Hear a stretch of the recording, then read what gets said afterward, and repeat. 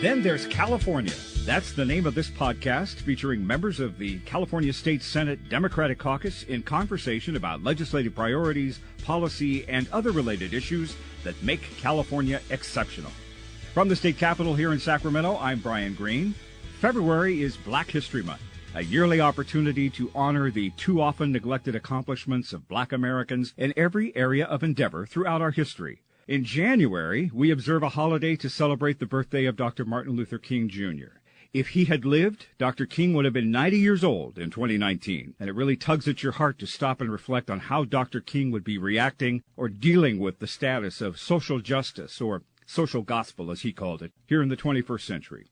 Young African Americans have come of age in a country and a society where civil rights are enshrined into law, and no question, the lives of young people of color today have borne fruit with greater access to education and government representation, income equality, new voices and ideas and movements. But a glance at society and government in 2019, sadly and bitterly, shows how America is dealing almost on a daily basis with the haunting shadow of our racist, unreconciled history. Makes you wonder if Dr. King's dream is a dream fulfilled or a dream still deferred. This time around on Then There's California, we're going to reflect on our celebration of Black History Month here in February and Dr. King's 90th birthday, and even in progressive California, extraordinary civil rights advancements still forced to have that dance with pernicious racial, judicial, and economic inequality. We're going to share in a conversation with a longtime African-American public servant and citizen activist who currently serves in the California State Senate, representing a district in Southern California, and with the voice of the next generation, an inspiring young African-American Senate staffer who's already paving her path as one of California's future leaders. So my host on this edition of Then There's California is Dominique Jones. She is a legislative aide for State Senator Stephen Bradford. Dominique is from the Bay Area. She graduated from the University of California at Merced. She is an alum of the Capitol Senate Fellowship. She's a former congressional intern, and she's also on the board of the statewide organization of the Black Youth Leadership Project. With her is her boss, State Senator Stephen Bradford, representing the 35th Senate District from Gardena, California. He is the vice chair of the Legislative Black Caucus. He was the first African-American elected to the Gardena City Council, a former state assemblyman, and as a longtime community and legislative leader, he has been instrumental in examining many institutional injustices that plague young Black, Latino, and Asian Pacific Islander males in California. Dominique Jones and Senator Bradford, welcome to Then There's California. Thank you. Thank you very much, Brian. Honored to be here. And I appreciate you participating in what is kind of a unique conversation. And Dominique, it's great to have you as a co-host here, talking to your boss. Here we are celebrating Black History Month. In January, we celebrated what would have been Martin Luther King's 90th birthday. Right. And it's not just celebrations. The MLK birthday is not just a 3-day weekend. It's a time of reflection, time of a lot of positive strides. But what is going on in this country? Oh, wow. It's been an interesting year. I mean, it's no surprise what's happening at the federal level, right? All of the blatantly racist policies that have been spewing out of the Oval Office. But I think about that, and then I also contrast with what I'm doing, right? Being able to work for a very progressive senator and being able to work for someone who not only who has, done this work without a title and has been truly committed to improving the life, especially as it relates to African Americans in today's society.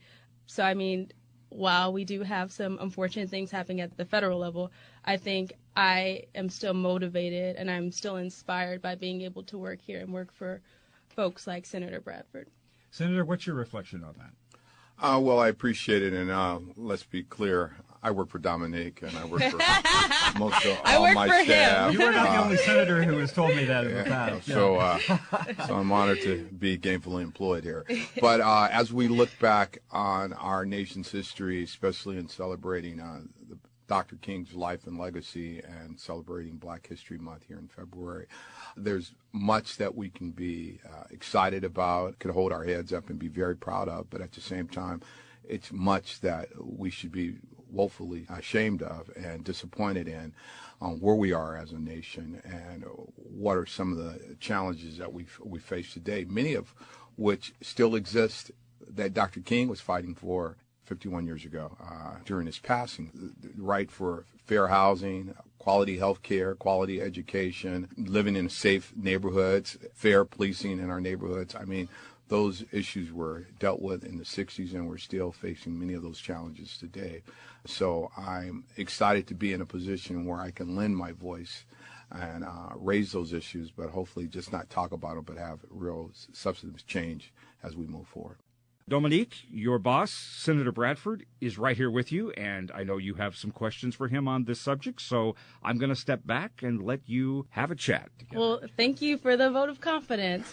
And so I kind of want to frame this first question, right? We think about where we are today and how far we have to go, and people are, looking inward to think, how can I be an activist, or, what can I do in my community? And so you often say, quote, I am not a career politician.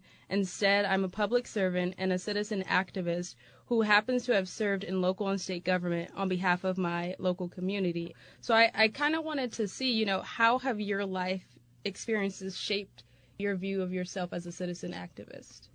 Well, I grew up in a household who firmly believed that you not only had to show up, you had to stand up, and you had to speak up. No one was going to give you anything, but at the same time, despite all the challenges and obstacles that we faced, all things were possible. And I pretty much lived my life that way and will continue to do so. And much of who I am, I should say, was shaped on my parents, my mother, who's a nurse, my father, who owned his own business, a record shop and a cleaners, and was an entrepreneur, so to speak, and believed in not depending on anyone else for income, but also in the neighborhood in which I grew up in. My family was the first black family on my street in the city of Gardena in 1969, a year after Dr. Martin Luther King passed, and my early friends were not black growing up, but at the same time, we quickly saw what I now understand was white flight, because many of the neighbors who were on that street in 69 were quickly gone by the early 70s, and when we moved into that neighborhood. But at the same time, we learned that it was a lot of folks who were very accepting, but there were a lot of folks who were unaccepting of the diversity of the neighborhood and what we brought. So it helped shape my life to understand that we can all get along, and all people aren't bad, regardless of the color of their skin. We all have the same common interests and goals. We just might go about it differently, but it allowed me to have a very diverse understanding of race, so to speak, at a very early age, and the differences in some of those challenges that exist. So during Black History Month, we not only celebrate accomplishments that have been made, but also a lot of firsts. And so having been elected as the first African American to serve on the Gardena City Council, and now having served as both a member of the Assembly and the Senate, can you speak to the significance of having a formal Black caucus? So what does that mean in terms of social and political impact in 2019? I think it's critical. I think the caucus is just as important today as it was when it was formed over 50 years ago. In many ways, probably needed more, because many times people feel that we have overcome, and it's no longer a need for the ethnic caucuses to exist, so to speak, but the challenges are still there, as I stated earlier. And so to have the Black caucus, have the Asian caucus, Latino caucus, it's important to continue to keep those issues at the forefront, and understanding that there are still biases that exist simply because of race, because of gender. And if we're not willing to raise them, no one else is. We many times want to sweep it under the rug, and far too often you hear, especially African Americans, get over that. That was 50 years ago. That was 100 years ago. But many of those same challenges, I state, still exist today. So if we're not talking about it, many times no one else will. So I think the caucus is critical right now. So in our introduction, we kind of did a little bit of doing some reflections. Currently, there are some African American leaders, both young and old, who believe that even in 2019, we still live in a society that has not come to terms with its past. Would you agree with that? And do you feel that our country is still compromised by the legal foundation we created in the 20th century that set the policies of racial segregation and racial hierarchy? Yes, we're still compromised. A lot of people fail to understand this country was founded on racism. It was founded on the enslavement of black people, the exploitation of the brown man and the yellow man, and the killing of the red man. And not until we get to the fiber of who we are as a nation will we ever be able to deal with all the challenges that still exist. And I'll often state that who we are as a nation still exists today. We've just glossed over it and tried to move away from it, but that's the foundation, and we don't want to talk about that, and we need to talk about it. And until we really have honest discussions, I think many of those same issues will keep arising just in different forms today. We do a better job of masking it, and as we look at the 21st century that we're now in, it's not as overt as it used to be. It's very covert, but again, those challenges, those biases, those implicit biases which created this country still exist today. Mm-hmm. So you talked a little bit about having an honest discussion, and I want to tease that out a little bit. So in having an honest discussion and moving forward, do you feel that the government could do anything to promote racial harmony in this country? Or should the government at all even be involved in trying to promote positive race relations? I think the government has a major responsibility on bridging that gap and creating racial harmony. It's the government that created the divisiveness that exists. It's through laws and that the government has established over 400 years. So we have an obligation to try to address some of those wrongs that we put in place. I mean, one of the issues that we're looking at this year, as we did last year, is the use of deadly force by law enforcement. Many people don't understand the origin of use of deadly force. That law was implemented in 1872. And I often ask folks, what happened in the first 100 years that didn't require the use of deadly force, and what happened after 1872 that they felt the need for the use of deadly force? And what happened was blacks were freed. In 1865, blacks were freed, and this was a legal way to kill or suppress African Americans who were now free in this country. That's the only reason we implemented the use of deadly force in this country, and we're still dealing with a law that's now 147 years of age, and it needs to be amended. And they constantly talk about training, and I say, well, why do we need to train officers when it comes to African Americans? They don't need training when they encounter non-African Americans. They don't wind up being shot and arrested at the same rate as people of color. So we have to, as government, take a role in addressing not only that, but the inadequacies of education. I mean, regardless of where African Americans live in this state, whether they live in Beverly Hills, La Jolla, Walnut Creek, they still find themselves at the lowest percentile of academic achievement. And it's something wrong there. So it shows the bias even in our education system. So it's not about income. You know, many times it's about the bias that still exists as a state and as a nation. And we as government officials and citizens have an obligation to at least try to address it. So I'm actually really glad that you brought up that point. Where do we go from here as far as community relations with police officers? I know that's a very loaded question, but since we are kind of on that topic, I thought it'd be great to hear from you. I think we need to have dialogue, and we need to peel back the layers and be honest with ourselves that much of what we have in law enforcement has been ingrained in society, through society and through many of our practices. And there are implicit biases that are in law enforcement that have been established over the years. And the issue with police use of force is not a white on black issue. Even black and Latino officers are responsible for shooting of people of color because it's ingrained and it's established in law enforcement. So we definitely need to have that conversation. And many times our friends in law enforcement don't want to have it, but I have plenty of my friends in law enforcement, and they constantly tell me, yes, there is a bias when we stop a person of color. And why? And you often hear officers say that I feared for my life when they stop an unarmed black person who winds up shot or arrested. But still you encounter a non-African American who has a gun, and they wind up going home alive to their family. But a unarmed African American winds up being shot or killed. You're listening to Then There's California. We're talking about racial equality and civil rights during Black History Month in 2019, and a month after celebrating what would have been Martin Luther King's 90th birthday. We're here with Dominique Jones, the legislative aide to State Senator Stephen Bradford, and her boss, Stephen Bradford, from Gardena, California.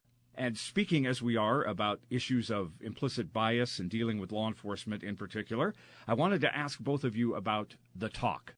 When an African-American parent of an African-American child sits down with her child and says, "We need to chat.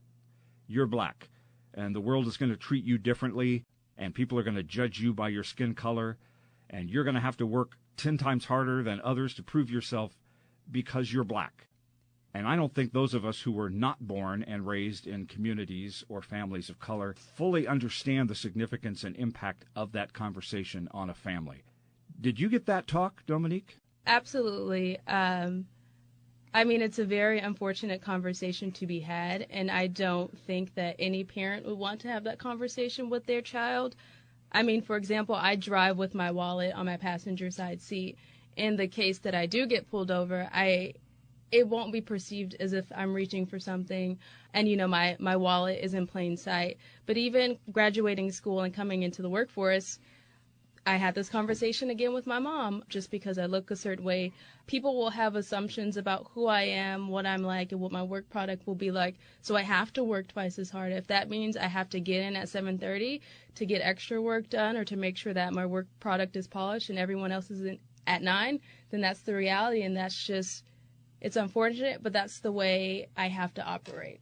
Senator, what about you? Did you get the talk?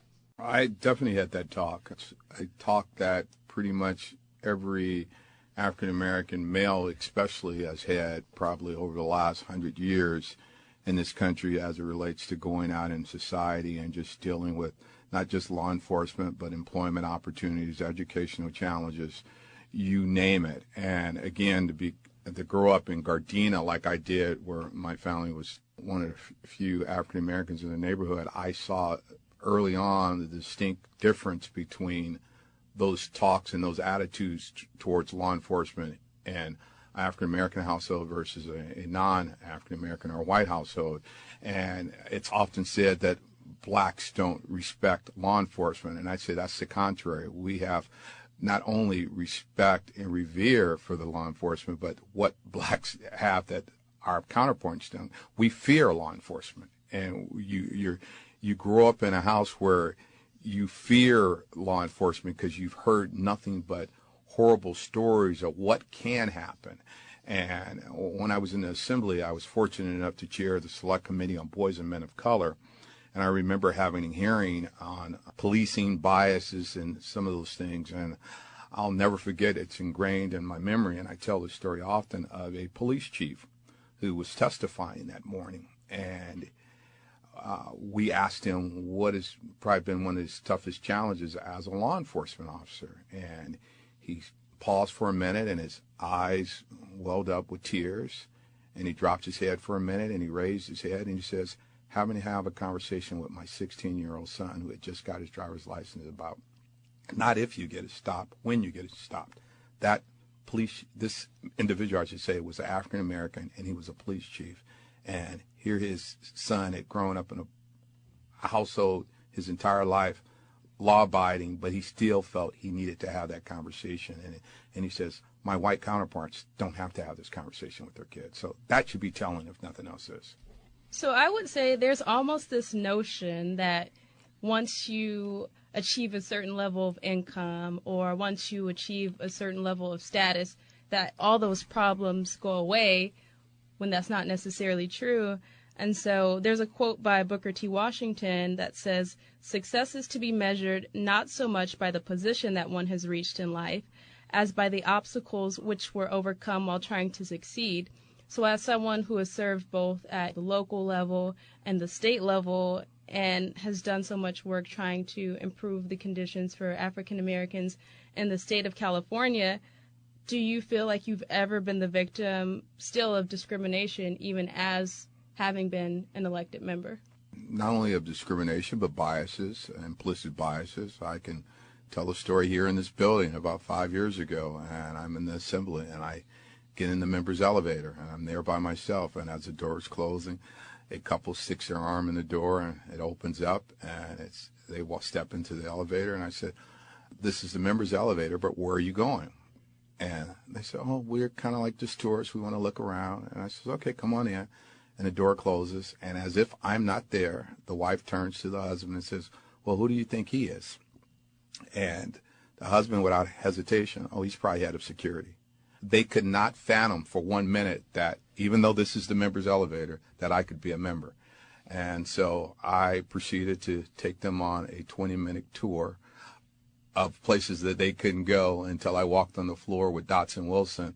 And Dotson, as you know, as the historian of this building, walked over to the couple and says, "You guys must be very special." And they says, "How come?" He says, "The Assemblyman doesn't bring anybody on this floor." And their mouth fell open, but they thought I was head of security. And I've seen, I mean, even when I first got elected to Gardena City Council, I remember when the earlier city council meetings one night, and I'll share this individual's name because he's no longer with us, a guy by the name of Frank Delone.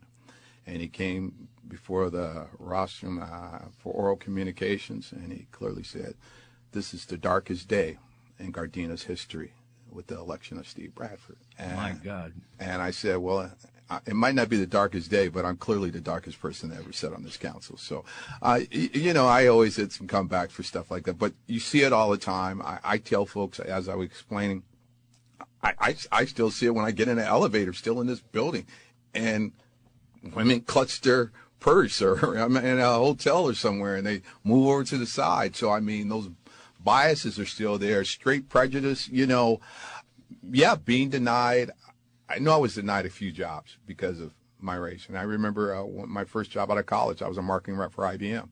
And I had a sales call in downtown L.A. at a specific time. And I walked in on time for that sales call. And I sat in the lobby for pretty close to 20 minutes before somebody says, "Can I help you?" I says, "Well, I had a 12 o'clock sales call." Again, they couldn't fathom that I was from IBM, so they just thought I was some guy, random guy there. And I said, "Well, I had a 12 o'clock sales call with so-and-so, so-and-so." So it's little things like that that, still exist. Wow. That's very telling, even as someone who has had the resume that you do, the career that you've had. It's very disappointing, right? Still in 2019 that we're still having these experiences. So as America, I won't say has learned, but is learning and progressing and trying to come to terms with its past and how to direct its future. And when it comes to equality and healing, we're still very much a work in progress. So how does the celebration of Black History Month and telling the Black history mean to be an American? It's American history. And that's why I keep telling folks all the time, we would not be sitting here in this lighted room if it wasn't for Lewis Latimer, who created the filament for the light bulb. When we talk about refrigerated cars and trucking, Mr. Garrett introduced the refrigerator and the refrigerated trucking. Many of the commonplace tools that are in place today, people fail to realize were invented by people of color because they were the ones doing the labor. So they were finding ways to make that job easier for them to complete.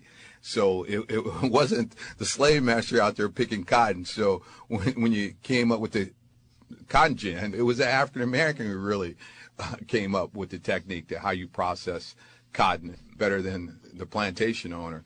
And many of the tools that we have today, I mean, something as simple as golf. I'm a golfer. I grew up playing golf. I love golf. The golf tee was invented by a black man because before the last 30 years, all caddies, for the most part, were African American. Now that caddies make $1 million a year, it's hard to find an African American on the PGA Tour carrying a bag anymore. So that shows you just the change and what economics also play in race and jobs and availability as well.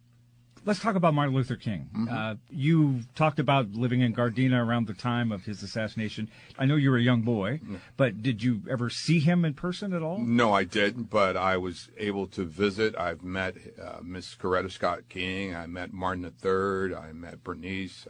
Dexter lived in L.A. for a number of years, so our paths crossed on a regular basis when he lived in L.A. I was fortunate enough in 1989 to reenact the Freedom Ride with about 40 young kids from Los Angeles. We left from Watts, and we reenacted the 1964 Freedom Rides, and we made all the stops that were along that route. And one of them was in Selma at the Torch Motel, which is the place that was an African-American motel that was owned by a family where Dr. King was the only place he could stay in Selma. And I was fortunate enough and blessed enough to have his room that night. And wow. I shared it with a good friend of mine, Martin Ludlow, who went on to also become a city councilman in the city of L.A., and I remember that night us sitting in this dark room in the middle of the woods where you couldn't see your hand in front of your face. It was so dark out there, and we were dreaming about what we wanted to do, and would have never envisioned that it would turn out the way it did, but it was always about service and giving something back. So Dr. King has had a tremendous impact. The first time I ever saw my father cry was when it was announced that Dr. Martin Luther King was assassinated, and my father attended the funeral. And as a 8-year-old, my sister and I were glued in front of the TV with the expectation that we would see him on TV because he's at the funeral, only to not know, I should say, that thousands, if not hundreds of thousands of people were there. And there it was that day where I realized what a special human being Martin Luther King was, when you saw the likes of Harry Belafonte and Sidney Poitier and I believe Aretha Franklin, all these folks who were at his funeral, all these notables that were there. I realized when we said back then this was one special Negro. So, yeah.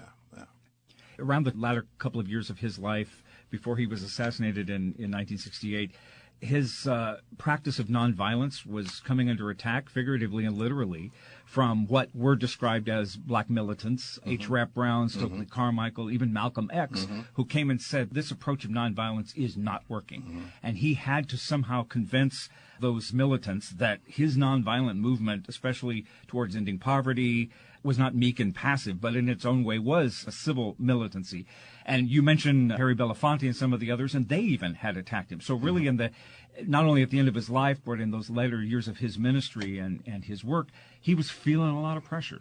If you're looking at polls, he polled at about 27%, I believe, or 21% approval rating in the nation's eye at the time of his death. But, yeah, he had his challenges, but we often said that there wouldn't be a Malcolm X if it wasn't a Dr. King, and it wouldn't have been a Dr. King if it wasn't for a Malcolm X. They played off each other to a great deal. You needed Malcolm in order to help King and vice versa. And, yeah, a lot of folks question the nonviolent approach, but in many ways that was the most courageous approach you could take when you're willing to go to jail, when you're willing to endure dogs and water hoses and battalions and the beatings that all these folks suffered. I mean, you talk to John Lewis, and he tells you about being beat within inches of his life.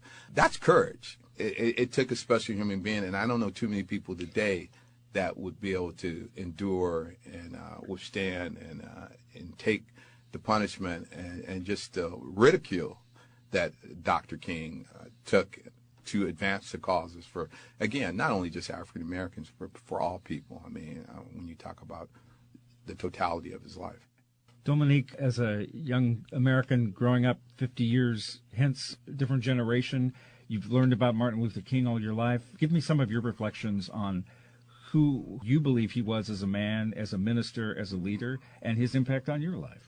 So growing up, my mom always wanted to make sure that I had a strong sense of self and that I had a strong sense of history and where I came from, because I wouldn't really be able to move or navigate through life without understanding who I was or the people who even made it possible for me to be able to sit in this room. Even as far as we've come, there are a lot of people that have worked hard just so that I would have both the privilege and the honor to be able to work at the Capitol. But there's still so much work to be done, and there's ceilings that I will hit, but it's so that the people who come after me, right, they can go a lot further than I would be able to go. And, I mean, like Senator Bradford said, it takes a very special person, right, to literally put your being and sacrifice the things you love, right, your family, to advance the cause of people who may not necessarily agree with you, and then also for a dream that you might not have lived to see in fruition. And I feel like that's, I don't know, it's tough. And I I feel so humbled every time I think about it. So you mentioned earlier that I was a congressional intern. And so there was one event that I went to on behalf of the congressman I was interning in his office, and I got to meet John Lewis. Like, wow, I am standing here staring history in the face. I have a lot of the rights that I have because of you. Like, thank you for not giving up. But I think more than anything, it's humbling. And it just reminds me that I still have a great duty to give.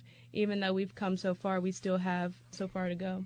I would say keep doing what you're doing. It's the young folks who inspire me to continue doing what I'm doing, because they are the generation, but they have to understand their history and know their history and understand that all the benefits that they receive today were hard fought, and that people gave their lives for it and made tremendous sacrifices. And I think nothing frustrates me more when people say, oh, my vote doesn't matter. And I constantly tell them, your vote matters. And I give them examples of election in 1992 where I ran for city council.